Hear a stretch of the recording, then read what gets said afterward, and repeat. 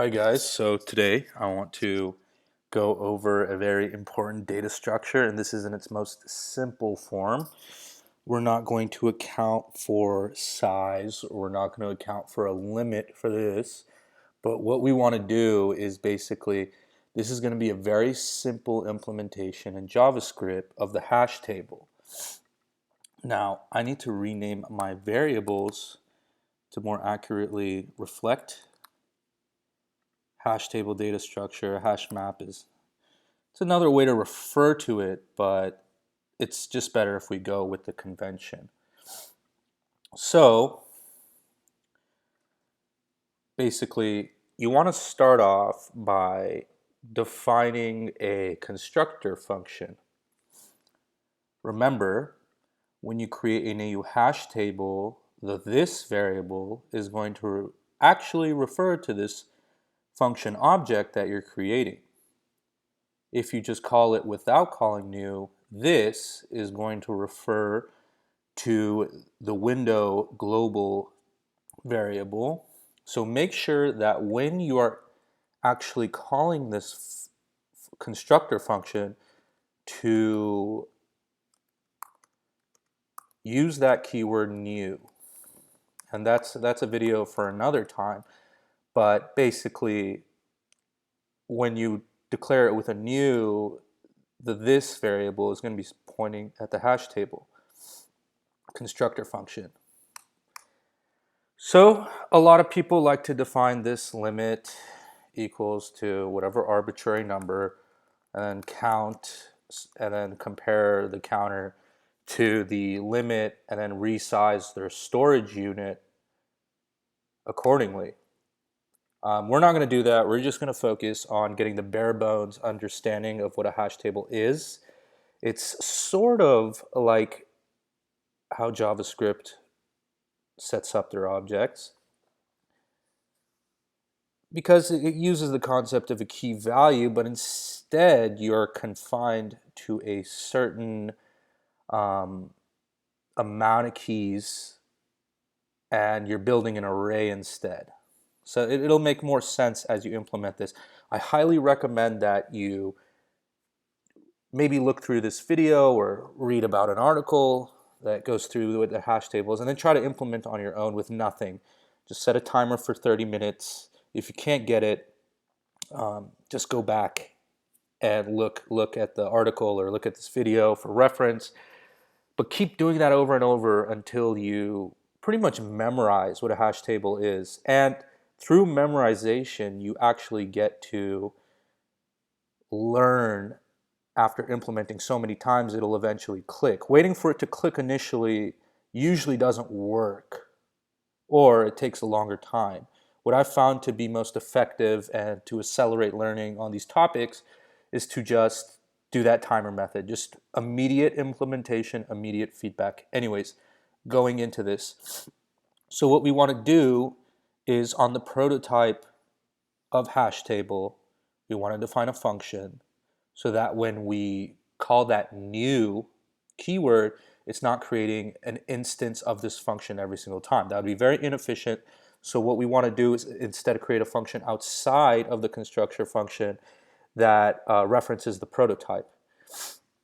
So in this, this is just a simple hash function. You need this for any functionality that you want to add to your hash table data structure, whether it is to add in key value pairs or to print out key value pairs or to remove a key value pair. What you need is this hash function, which is going to define the index within this storage unit where you are going to add in your key value pairs.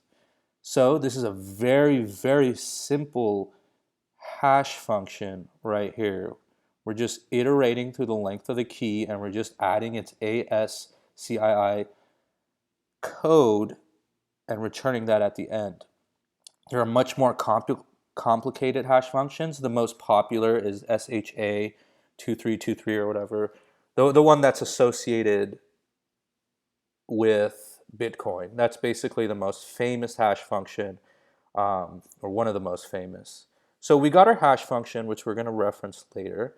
Now we are moving on and adding a new functionality to the prototype, which is add. This is a simple functionality where we want to add in the key value pair into our storage unit. So first, what we do is generate an index, and we check our storage unit, storage array, against this index and see whether we get another array out of it, right? So we're defining a bucket, and this is where we're going to collect the key value pairs, because you could have multiple key value pairs pointing or referenced at the same hash. That's the beauty of the hash table. So we first check whether or not a bucket exists, and if one doesn't, we're going to define the bucket as being empty, because there is no bucket, there is no already existing key value pairs within this storage unit. And then we just push in the key value pairs, and we define it at this hash index, because the hash index is going to be consistent. This key value pair that you pass into the hash function is going to produce the same index every time. So whenever you want to go and perform a different functionality on it, you can just reference it via this. And there is something I'm missing, which is this.storage. Remember, using that new keyword is going to have the this variable point at hash table. And then you just want to return. You want to get out of the function because you already performed what you want to perform. After that, you want to make sure that the key is unique. And what I mean is you don't want a key such as 1 and the value being 2, and you initially add that in, and then on another instance you add in a key of 1 that points to 3. That would confuse everything. And what you want to do in that case is you want to iterate through the length of this bucket. This is going to have different key value pairs, and you know that the 0th index is always going to be the key. And there's a mistake here, and that is that you have to first reference the particular array you're on, and then it's the 0th index of that pair that's actually going to be the key, and the first index being the value. So if the 0th index equals the key, then you know that the value doesn't matter, and you can just replace it with that value passed into the function over here. When you do that, then you have to change your exist variable into true, which is going to, later on, after you exit this for loop and you're done iterating through everything, you're going to check whether or not you replaced something. And if you replaced something, or if you didn't replace something, you know that you could just add this key value pair in addition to the other key value pairs within this storage unit at the index that you want to define. So you push it into this bucket, and then you just define the index as this.storage, and you equal to the bucket, and you return this. So this is probably the hardest functionality to add onto hash table. Remove is a bit easier, and printing is quite trivial, and finding a target. Those are all built off the backbone of this hash function. So give it a spin yourself. Try to implement the remove functionalities. Try to implement the print key target functionalities.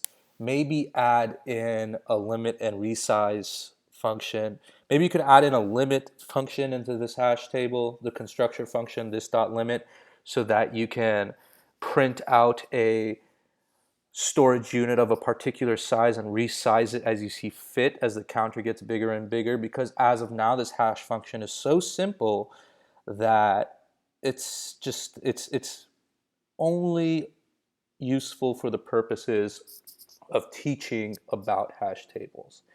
Anyway, go check this out for yourself. And don't forget to implement it without reference to any material after reading a little bit about it.